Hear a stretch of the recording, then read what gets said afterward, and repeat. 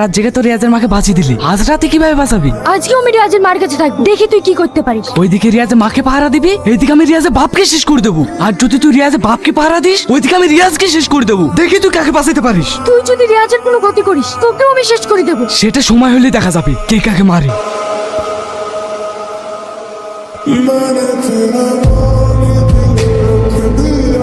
রিয়াজ, আজ আমি তোমাকে সব সত্যি কথা বলতে চাই। কিছু বলার দরকার নেই, আমি সব জেনে গেছি। আমার সাথে ভালোবাসার অভিনয় করে আমার পরিবারের এই গ্রিমকে শেষ করতে এসছো।